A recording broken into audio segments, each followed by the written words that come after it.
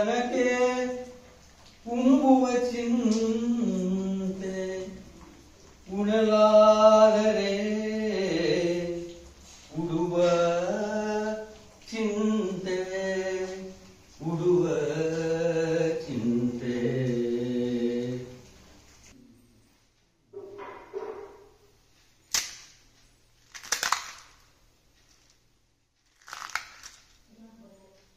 Friends, ಈಗ ನೋಡಿ, ಒಂದು ಚಕ್ಲಿನ ನಾನು ತಿಂದು ತೋರಿಸ್ತಾ ಇದ್ದೀನಿ. ಎಷ್ಟು ಕ್ರಿಸ್ಪಿ ಆಗಿದೆ ಹೇಳೋದನ್ನ ನೀವು ನೋಡ್ಬೋದು.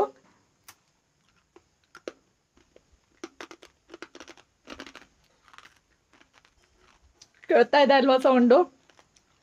ತುಂಬಾ ಗರಿಗರಿಯಾಗಿ ಬರುತ್ತೆ, ತುಂಬಾ ಚೆನ್ನಾಗಿರುತ್ತೆ ಇದು.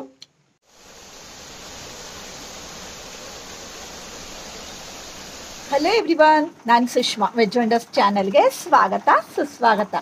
ಫ್ರೆಂಡ್ಸ್, ಗಣೇಶ್ ಚೌತಿ ಹತ್ರ ಬರ್ತಾ ಇದೆ ಅಲ್ವಾ? ಗಣೇಶ್ ಚೌತಿ ಹತ್ರ ಬಂದ ತಕ್ಷಣ ನಮ್ಮ ಸಿರ್ಸಿ ಕಡೆಗೆ ಏನಾಗುತ್ತೆ, ಎಲ್ಲ ಕಡೆ ಚಕ್ಲಿ ಕಂಬಳ ಅಂತ ಮಾಡ್ತಾರೆ. ಚಕ್ಲಿ ಕಂಬಳ ಅಂದರೆ ಅದರಲ್ಲಿ ಕೈಯಲ್ಲಿ ಸುತ್ತೋ ಚಕ್ಲಿ ಕಂಬಳ ಬೇರೆ ಇರುತ್ತೆ, ಮತ್ತು ನಾವು ಮಟ್ಟಿನಲ್ಲಿ ಏನು ಮಾಡ್ತೀವಿ ಆ ಚಕ್ಲಿ ಕಂಬಳ ಬೇರೆ ಇರುತ್ತೆ, ಖಾರದ ಚಕ್ಲಿ, ಹೀಗೆ ಎಲ್ಲ ಬೇರೆ ಬೇರೆ ರೀತಿ ಚಕ್ಲಿಗಳ ಕಂಬಳ ನಡೆಯುತ್ತೆ. ಇವತ್ತು ನಾನು ಅಣ್ಣನ ಮನೆಗೆ ಬಂದಿದ್ದೀನಿ. ಅಣ್ಣನ ಮನೇಲಿ ಕೈಯಲ್ಲಿ ಸುತ್ತೋ ಚಕ್ಲಿನ ಮಾಡ್ತಾ ಇದ್ದಾರೆ. ಸೊ ಕೈಯಲ್ಲಿ ಹೇಗೆ ಸುತ್ತಾರೆ ಏನು ಹೇಳೋದನ್ನ ಇವತ್ತಿನ ವಿಡಿಯೋದಲ್ಲಿ ನೋಡ್ಕೊಳ್ತಾ ಹೋಗೋಣ ಅಲ್ವಾ? ಸ್ಟಾರ್ಟ್ ಮಾಡೋಣವಾ?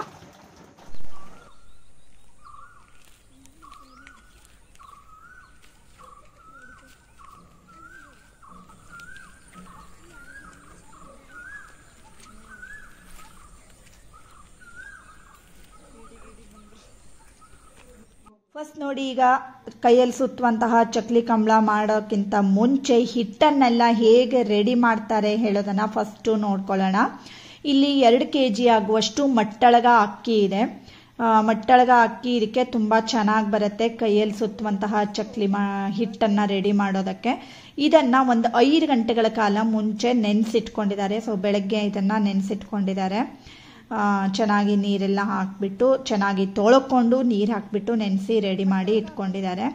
ಈಗ ಇದನ್ನು ಅತ್ತಿಗೆ ಅವರು ಅದನ್ನು ಗ್ರೈಂಡರಿಗೆ ಹಾಕೋಣ ಹೇಳ್ಕೊಂಡು ಎಲ್ಲ ರೆಡಿ ಮಾಡ್ಕೊಂಡಿದ್ದಾರೆ. ಹಾಗೆ ಒಂದು ಅರ್ಧ ಕಪ್ ಆಗುವಷ್ಟು ಎಳ್ಳನ್ನು ತೊಗೊಂಡಿದ್ದಾರೆ. ಹಾಗೆ 1/4 ಕಪ್ ಆಗುವಷ್ಟು ಜೀರಿಗೆನ ತೊಗೊಂಡಿದ್ದಾರೆ.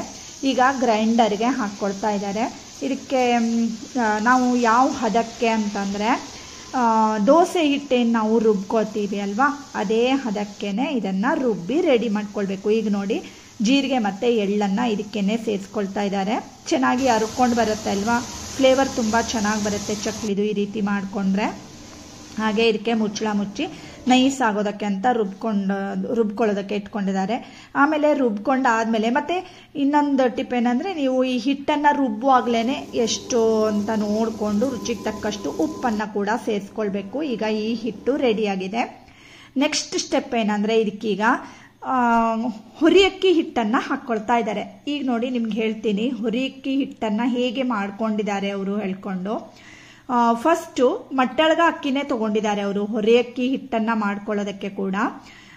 ಮಟ್ಟಳಗ ಅಕ್ಕಿನ ಚೆನ್ನಾಗಿ ಒಂದು ಸರಿ ತೊಳ್ಕೊಂಡು ಒಂದು ಬಟ್ಟೆ ಮೇಲೆ ಅದನ್ನು ಹರಿಗಿಡಬೇಕು. ಅದು ಗಾಳಿಗೆನೆ ಆರಬೇಕು ಆ ಅಕ್ಕಿ, ಓಕೆನಾ? ಆಮೇಲೆ ಆ ಅಕ್ಕಿನ ಒಂದು ಸ್ವಲ್ಪ ಹುರ್ಕೊಳ್ಬೇಕು.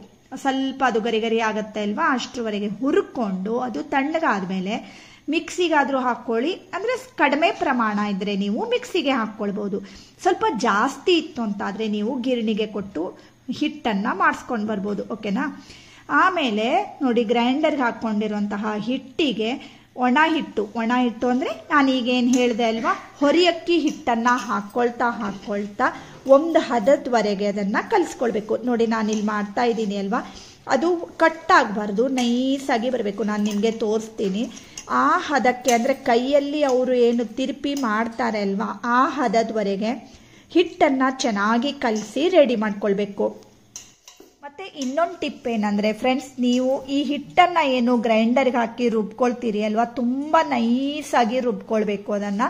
ಮತ್ತು ನೆಕ್ಸ್ಟ್ ಟಿಪ್ ಏನಂದರೆ ಹೇಳ್ತೀನಿ, ಒಂದು ನಿಮಿಷ ನೋಡಿ. ಈ ಹದಕ್ಕೆ ಹಿಟ್ಟನ್ನು ರೆಡಿ ಮಾಡ್ಕೊಳ್ಬೇಕು.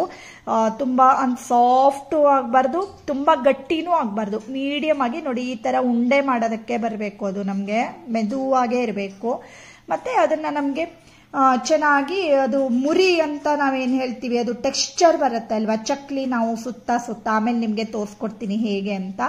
ಆ ತರ ಮಾಡೋದಕ್ಕೆ ಹದವಾಗಿ ಇರಬೇಕು. ಸೊ ಅದು ಚಕ್ಲಿ ಸುತ್ತವ್ರಿಗೇನೆ ಗೊತ್ತಾಗತ್ತೆ ಆ ಹದ ಕರೆಕ್ಟ್ ಆಗಿ ಇದೆಯಾ ಇಲ್ವಾ ಹೇಳುವಂಥದ್ದು. ಇವರೆಲ್ಲ ನೋಡಿ ಅತ್ತಿಗೆ ರಿಲೇಟಿವ್ಸು. ಸೊ ಅವರೆಲ್ಲ ಈಗ ಚಕ್ಲಿನ ಮಾಡ್ತಾ ಇದ್ದಾರೆ. ಕೈಯಲ್ಲಿ ಸುತ್ತುವಂಥದ್ದು ಒಂದು ಟೆಕ್ನಿಕ್ ಫ್ರೆಂಡ್ಸ್. ಹಾಗೆ ಇದರದ್ದು ಇನ್ನೊಂದು ಟಿಪ್ ಏನಂದ್ರೆ, ನೀವು ಒಂದೇ ಸಾರಿ ತುಂಬಾ ಹಿಟ್ಟನ್ನ ಮಾಡ್ಕೊಳ್ಬಾರ್ದು. ಹಿಟ್ಟು ಹುಳಿ ಬಂದ್ಬಿಡುತ್ತೆ. ಮತ್ತೆ ಚಕ್ಲಿ ಏನ್ ಕೈಯಲ್ಲಿ ಸುತ್ತಾರೆ ಅಲ್ವಾ, ಅದ್ರ ಮುರಿ ಅಂದ್ರೆ ಈಗ ಅವರು ನೋಡಿ ಮಾಡ್ತಾ ಇದ್ದಾರೆ ಅಲ್ವಾ, ಅದು ಹೇಗೆ ತಿರುಪಿ ತಿರುಪಿ ತಿರುಪಿ ಬರುತ್ತೆ ಅಲ್ವಾ. ನೋಡಿ ಆ ಟೆಕ್ಸ್ಚರ್ ನೋಡಿ ಚಕ್ಲಿದು ಹೇಗೆ ಬರ್ತಾ ಇದೆ ಅಲ್ವಾ, ಆ ತರ ಬರಲ್ಲ. ನೀವು ಒಂದೇ ಸಾರಿ ಜಾಸ್ತಿ ಹಿಟ್ಟನ್ನ ಮಾಡ್ಕೊಂಡ್ರೆ, ಅಂದ್ರೆ ಜಾಸ್ತಿ ಜನ ಇದ್ರೆ ನೀವು ಆ ತರ ಮಾಡ್ಕೊಳ್ಬಹುದು ಜಾಸ್ತಿ ಹಿಟ್ಟನ್ನ. ಬಟ್ ನೀವು ಒಂದೇ ಸಾರಿ ಜಾಸ್ತಿ ಹಿಟ್ಟನ್ನ ಮಾಡ್ಬಿಟ್ಟು ತುಂಬಾ ಹೊತ್ತಿನವರೆಗೆ ಅದನ್ನ ಇಡೋದಕ್ಕಾಗಲ್ಲ. ಸೊ ಒಂದ್ಸರಿ ಮಾಡಿದ್ರೆ ಅದಿಷ್ಟು ಖಾಲಿ ಆದ್ಮೇಲೆ ಮೊದ್ಲೇನೆ ನೀವು ನೆನ್ಸಿಟ್ಕೊಳ್ಬಹುದು. ನೆನ್ಸಿಟ್ಕೊಂಡು ಗ್ರೈಂಡರ್ಗೆ ಹಾಕಿ ನಾವು ಹಿಟ್ಟನ್ನು ನುಂಗಿಸ್ತೀವಿ ಅಲ್ವಾ, ಹೊರೆಯಕ್ಕಿ ಹಿಟ್ಟನ್ನ ಆ ತರ ರೆಡಿ ಮಾಡಿ ತುಂಬಾ ಹೊತ್ತು ಇಡೋದಕ್ಕಾಗಲ್ಲ.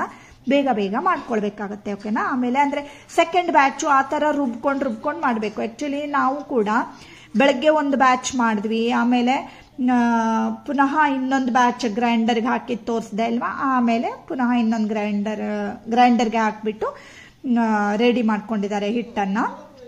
ನೋಡಿ ಎಷ್ಟು ಚೆನ್ನಾಗಿ ಕಾಣಿಸ್ತಾ ಇದೆ ಅಲ್ವಾ ಫ್ರೆಂಡ್ಸ್. ಯೂಸ್ವಲ್ ಆಗಿ ನಾವು ಚಕ್ಲಿ ಮಟ್ಟೆ ಅಂತ ಸಿಗುತ್ತೆ, ಅದರಲ್ಲಿ ಮಾಡ್ತೀವಿ ಅಲ್ವಾ.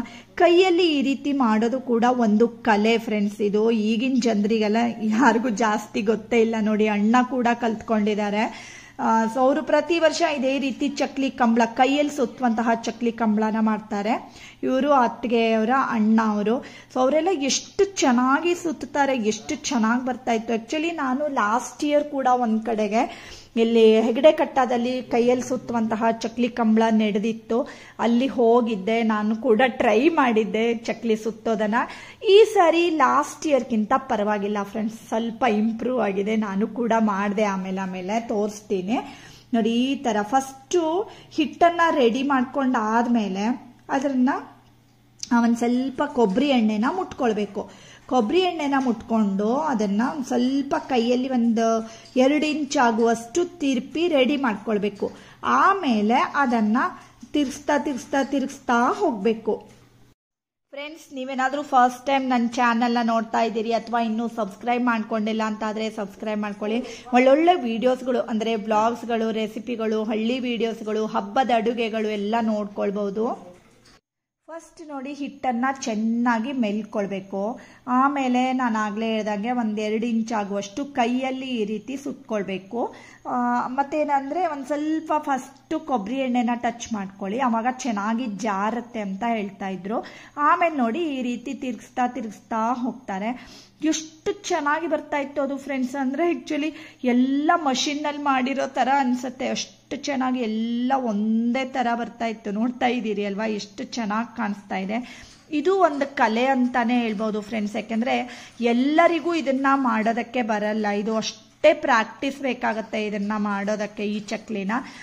ನಮ್ಮ ಮುಂದಿನವರಿಗೆಲ್ಲ ಗೊತ್ತಿರಲ್ಲ ಅಲ್ವಾ. ಸೊ ನಾವು ಈ ರೀತಿ ಕೆಲವೊಂದು ಕಲೆಗಳನ್ನ ಒಂದಿಷ್ಟು ಜನರಿಗೆ ತೋರಿಸ್ಕೊಟ್ರೆ ಯಾರಾದ್ರೂ ಮತ್ತೆ ಇನ್ಸ್ಪೈರ್ ಆಗಿ ಅವರು ಕೂಡ ಇದನ್ನ ಮಾಡಬಹುದು.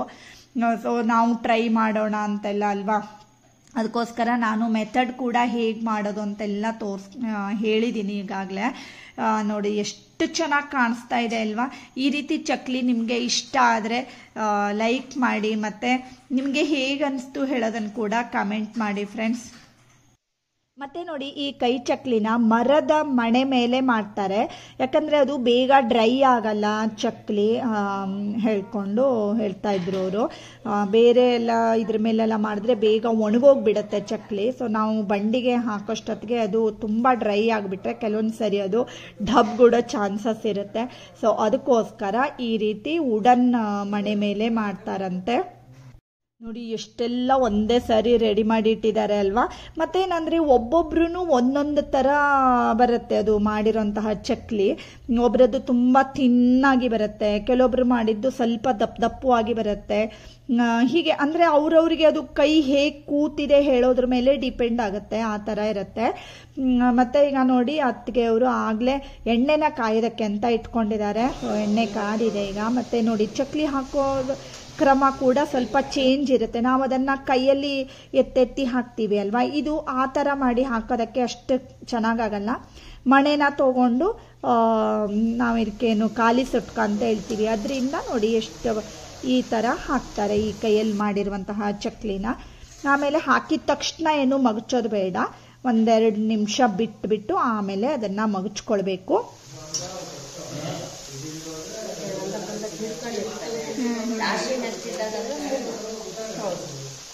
ಈಗಾಗಲೇ ನೋಡಿ ಫ್ರೆಂಡ್ಸ್, ನಾನು ಚಿಕ್ಕಮ್ಮ ಮಾಡಿರುವಂತಹ ಕರ್ಜಿಕಾಯನ್ನು ತೋರಿಸ್ಕೊಟ್ಟಿದ್ದೀನಿ. 1 ಲಕ್ಷ ವ್ಯೂಸ್ ಕೂಡ ಬಂದಿದೆ. ತುಂಬ ಚೆನ್ನಾಗಾಗುತ್ತೆ ಗರಿಗರಿಯಾಗಿ. ಅದನ್ನು ಕೂಡ ನೀವು ಟ್ರೈ ಮಾಡಿ. ಹಾಗೆ ಚಿಕ್ಕಮ್ಮ ಮಾಡಿರುವಂತಹ ಚಕ್ಲಿ ಕೂಡ ಪೋಸ್ಟ್ ಮಾಡಿದ್ದೀನಿ. ಗಣೇಶ ಹಬ್ಬಕ್ಕೆ ನಮಗೆ ಚಕ್ಲಿ ಕರ್ಜಿಕಾಯಿ ಎಲ್ಲ ಬೇಕಲ್ವಾ, ಸೊ ಅದನ್ನೆಲ್ಲ ಪರ್ಫೆಕ್ಟ್ ಆಗಿ ಅಳತೆ ಸಮೇತವಾಗಿ ಹೇಗೆ ಮಾಡೋದು ಅಂತ ಆ ವಿಡಿಯೋದಲ್ಲಿ ಕೂಡ ತೋರಿಸ್ಕೊಟ್ಟಿದ್ದೀನಿ. ಹಾಳಾಗ್ತಿಲ್ಲ, ಗರಿಗರಿಯಾಗಿ ಒಳ್ಳೆ.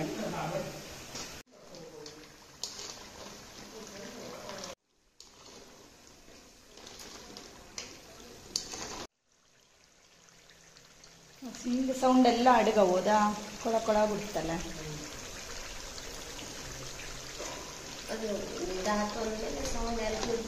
ಹಾಂ,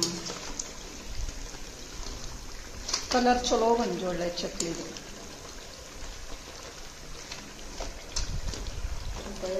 ಚಕ್ಲಿ ಮಾಡಲ್ಲೇ ಸರಿ ಗೊತ್ತಿಲ್ಲ ಹೇಳಾದ್ರೆ ಕುದಿತಾನೆ ಇತ್ತು, ಬಿಟ್ರೆ ಕಲರ್ ಇದು ಇದಾಗ್ತಿಲ್ಲ, ಆ ಸೌಂಡ್ ಇರ್ತಾ ಇಲ್ಲ. ಕರೆಕ್ಟ್ ಆದ್ರೆ ಮಾತ್ರ ಇದು ಹಿಂಗೆ ಲಾಸ್ಟ್ ಅಲ್ಲಿ ಸೌಂಡ್ ಬರ್ತದೆ. ನೊರೆಲ್ಲ ಅಷ್ಟು ಹೋಜೀಗ.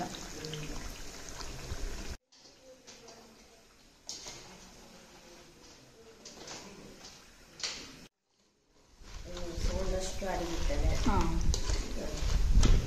ಒಳ್ಳೆ ಚಕ್ಲಿ ಕಲರ್ ಮಸ್ತ್ ಬಂದಿದೆ.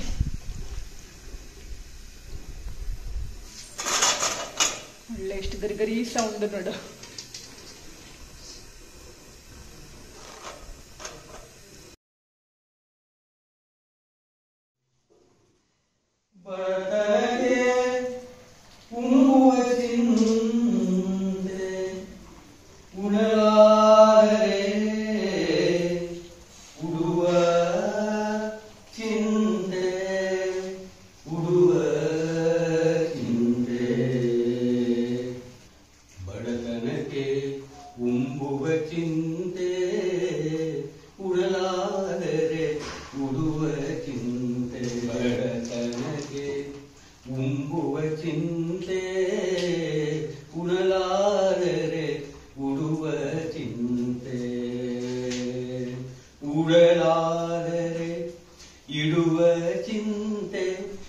ಇಡಲಾದರೆ ಹೆಂಡಿರ ಚಿಂತೆ, ಹೆಂಡಿರಾದರೆ ಮಕ್ಕಳ ಚಿಂತೆ, ಮಕ್ಕಳಾದರೆ ಬದುಕಿನ ಚಿಂತೆ, ಬದುಕಾದರೆ ಕೇಡಿನ ಚಿಂತೆ, ಕೇಡಾದರೆ ಮರಣದ ಚಿಂತೆ. ಇಂತಿ ಹಲವು ಚಿಂತೆಗಳಲ್ಲಿ ಇದ್ದವರನ್ನು ಕಂಡೇನು, ಇಂತಿ ಹಲವು ಚಿಂತೆಗಳಲ್ಲಿ ಇದ್ದವರನ್ನು ಕಂಡೆ, ಶಿವನ ಚಿಂತೆಯಲ್ಲಿದ್ದವರೊಬ್ಬರನ್ನು ಕಾಣೆ, ನಾ ಶಿವನ ಚಿಂತೆಯಲ್ಲಿದ್ದವ ಒಬ್ಬರನ್ನು ಕಾಣೆ. ಶಿವನ ಶಿವನ ಶಿವನ ಶಿವನ ಶಿವನ ಶಿವನ ಶಿವನ ಶಿವನ ಶಿವನ ಚಿಂತೆಯಲ್ಲಿದ್ದವರೊಬ್ಬರನು ಕಾಣೆ, ಎಂದಾತ ನಮ್ಮ ಅಂಬಿಗರ ಚೌಡಯ್ಯ, ಎಂದಾತ ನಮ್ಮ ಅಂಬಿಗರ ಚೌಡಯ್ಯ. ಬಡತನಕ್ಕೆ ಉಂಬುವ ಚಿಂತೆ, ಉಣಲಾದರೆ ಉಡುವ ಚಿಂತೆ, ಬಡತನಕ್ಕೆ ಉಂಬುವ ಚಿಂತೆ, ಉಣಲಾದರೆ ಉಡುವ ಚಿಂತೆ, ಉಣಲಾದರೆ ಉಡುವ ಚಿಂತೆ, ಉಣಲಾದರೆ ಉಡುವ ಚಿಂತೆ.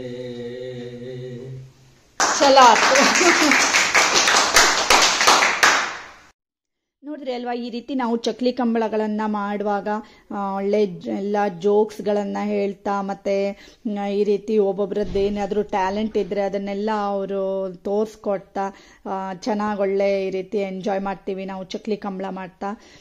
ಮತ್ತು ತುಂಬ ಚೆನ್ನಾಗಿ ಬಂದಿತ್ತು ಚಕ್ಲಿ ಕೂಡ. ಹಾಗೆ ಹಳ್ಳಿಗಳಲ್ಲಿ ಈ ರೀತಿ ಮಾಡ್ತಾ ಇರುವಾಗೆಲ್ಲ ಸುತ್ತಮುತ್ತಲಿನ ಪರಿಸರ ಎಷ್ಟು ಚೆನ್ನಾಗಿರುತ್ತೆ ಅಲ್ವಾ.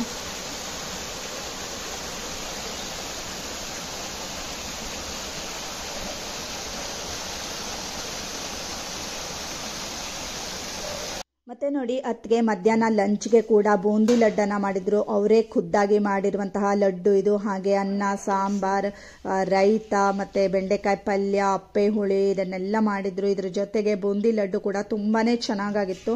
ನೋಡಿ ಅವರೇ ಮಾಡಿರುವಂಥದ್ದು. ನಿಮಗೂ ಯಾರಿಗಾದರೂ ಬೂಂದಿ ಲಡ್ಡು ರೆಸಿಪಿ ಬೇಕು ಅಂದರೆ ಕಮೆಂಟ್ ಮಾಡಿ, ಖಂಡಿತ ನಾನು ನಿಮಗೋಸ್ಕರ ಬೂಂದಿ ಲಡ್ಡುನ ತೋರಿಸ್ಕೊಡ್ತೀನಿ.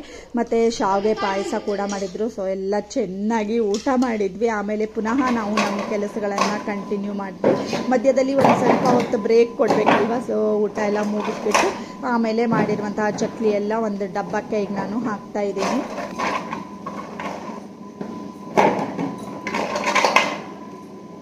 ನೋಡಿ ಚಕ್ಲಿ ಕಲರ್ ಕೂಡ ಎಷ್ಟು ಚೆನ್ನಾಗಿ ಬಂದಿದೆ. ಮತ್ತು ಇದನ್ನು ನೀವು ಒಂದು 3 ರಿಂದ 4 ತಿಂಗಳವರೆಗೆ ಕೂಡ ಸ್ಟೋರ್ ಮಾಡ್ಕೊಳ್ಬಹುದು. ಆ್ಯಕ್ಚುಲಿ ಇದು ಕೊಬ್ಬರಿ ಎಣ್ಣೆಯಲ್ಲಿ ಕರೆದ್ರೆ ತುಂಬ ಚೆನ್ನಾಗಾಗುತ್ತೆ.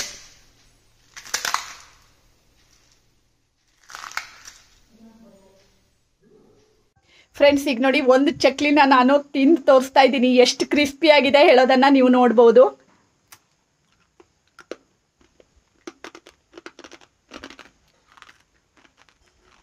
ಕೇಳ್ತಾ ಇದೆ ಅಲ್ವಾ ಸೌಂಡು?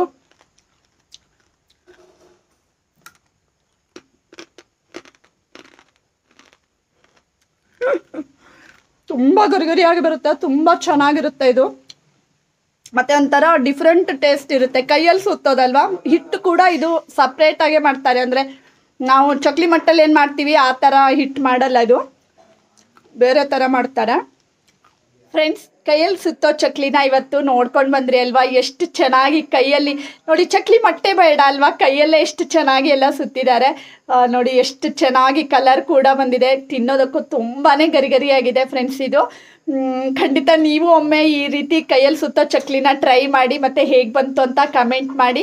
ಹಾಗೆ ಇವತ್ತಿನ ವಿಡಿಯೋ ಇಷ್ಟ ಆದರೆ ಲೈಕ್ ಮಾಡಿ, ಶೇರ್ ಮಾಡಿ, ಮತ್ತು ಸಬ್ಸ್ಕ್ರೈಬ್ ಮಾಡಿ. Thank you for watching.